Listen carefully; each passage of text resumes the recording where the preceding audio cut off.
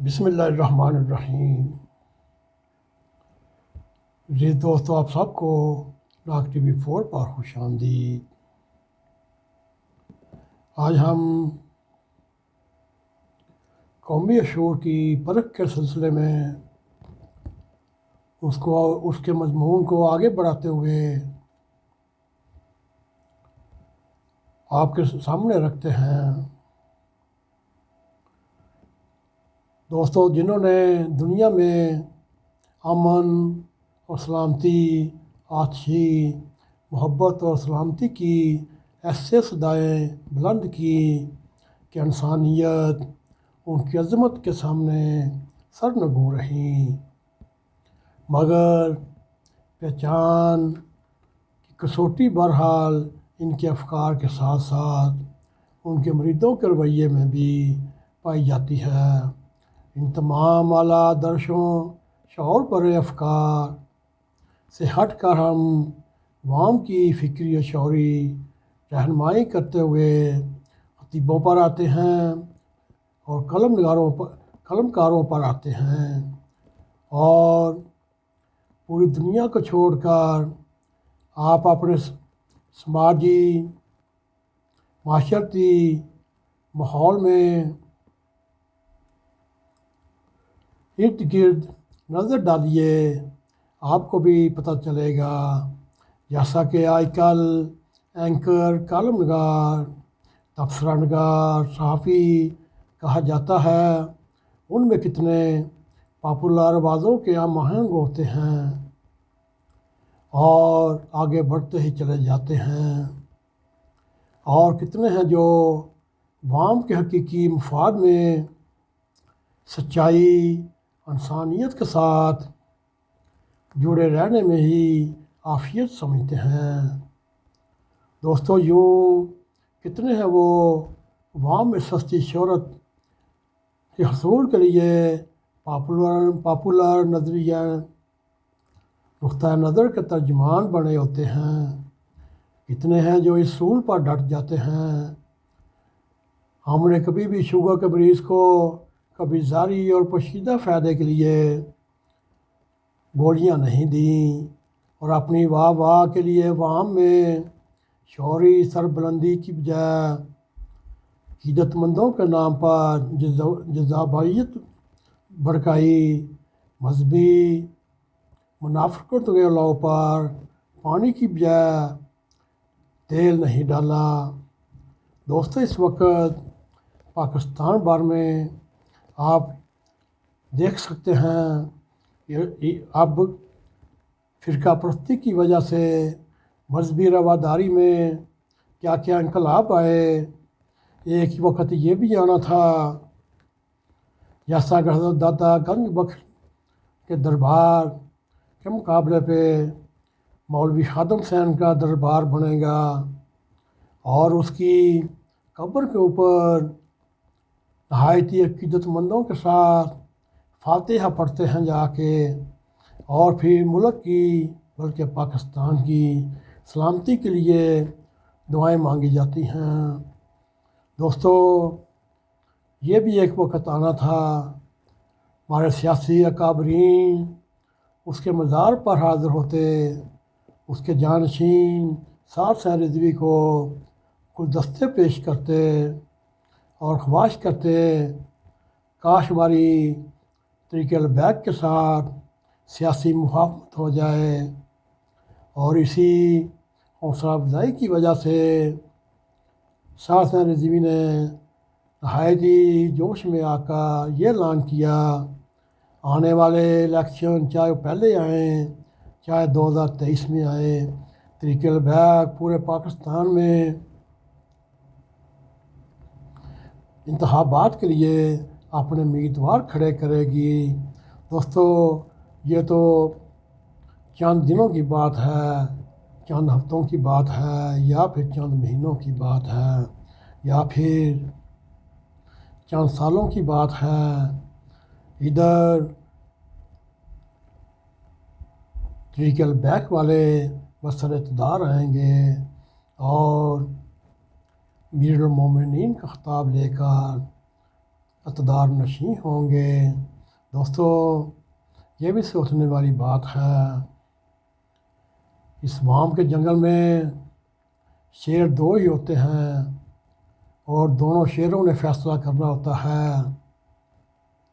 اس جنگل کا بادشاہ کون ہے۔ دوستو یہ تو وقت آئے گا، یہ بادشاہ سلطان رضوی ہوگا یا پیر صاحب کی سرپرستی کے ساتھ امیر المومنین ہمارے خان صاحب ہوں گے۔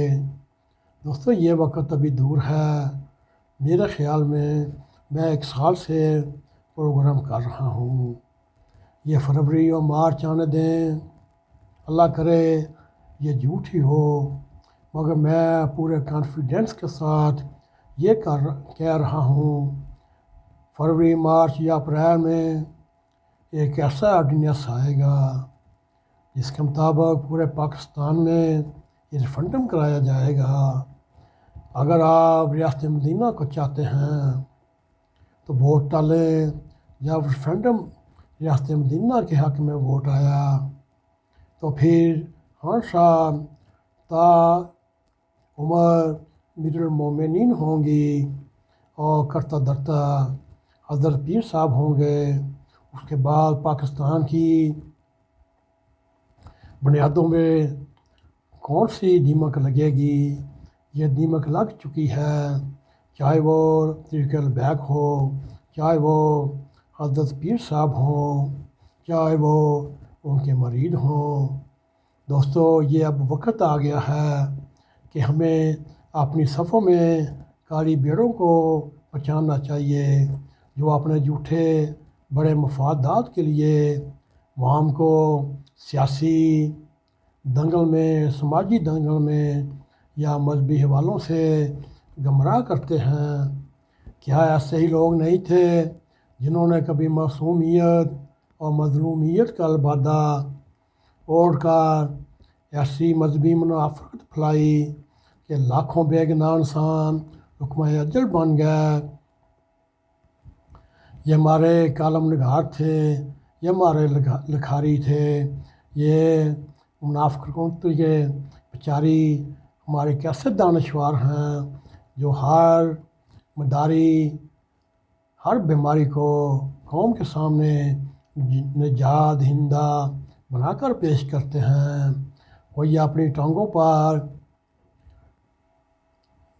مفلوج ہے، کوئی ذہنی مفلوج ہے، کوئی سماجی مفلوج ہے، کوئی مذہبی مفلوج ہے۔ اور دوستو جب اس سارے ڈرامے کا ڈراپ سین ہوتا ہے تو اس کے جعلی ہیروز کی اصلیت عوام پر آشکار ہونا شروع ہو جاتی ہے، جو وہی تماش بین قوم کے سامنے لفظوں کے رسوے بہانا شروع کر دیتے ہیں۔ دوستو اور کئی بڑے فخر سے ٹی وی کے اوپر آ کر اپنے آپ پر لعنت بھیجتے ہیں، اس کی ہمیں سمجھ نہیں آئی تو میں نے سمجھا تاکہ تبدیلی کی یہ نئی لہر آ گئی تو میری نہیں قوم کی بھی لہر بہر ہو جائے گی، اور یوں ہمیں اپنی غلطی کا احساس ہوا کہ ہم اپنے بیٹ کی خالوں میں چھپے بیڑیاں نہ پہچان سکے اور اپنے ٹسبے بہا کر نام نہاد دانشور، صحافی اور اینکر جو جھوٹوں کے بادشاہ در حقیقت ایک مرتبہ پھر پاپولر اپروچ کے ساتھ عوام کے سامنے آئے ہیں، اور یہ سلسلہ 1947 کے بعد سے اب تک کہیں رکنے کا نام نہیں لے رہا۔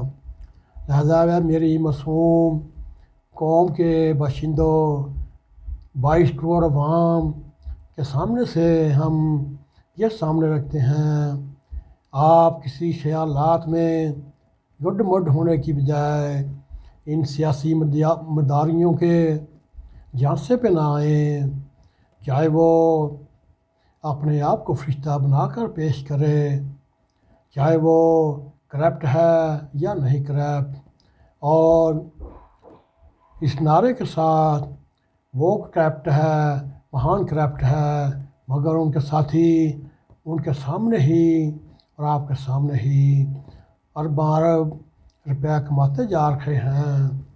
اے میری قوم، اے میرے 22 کروڑ عوام، ان ابن الوقت کباڑیوں سے بچو، انہیں پہچانو، انہیں پہچانے کی کوشش کرو۔ یہ نہ ہو پھر 5 سال کے بعد یا 2023 کے بعد پھر یہی لوگ نئے چہرے کے ساتھ، نئی پارٹی کے ساتھ آپ کو دیکھنے کے ملیں۔ دوستو اب بھی وقت ہے، اپنی حیثیت پہچانو، آپ کی حیثیت نمبر 1 ہے۔ آپ نے صرف ایک انگوٹھا لگانا یا ٹک مار کرنی، یہ پھر آپ کے سامنے ہوں گے۔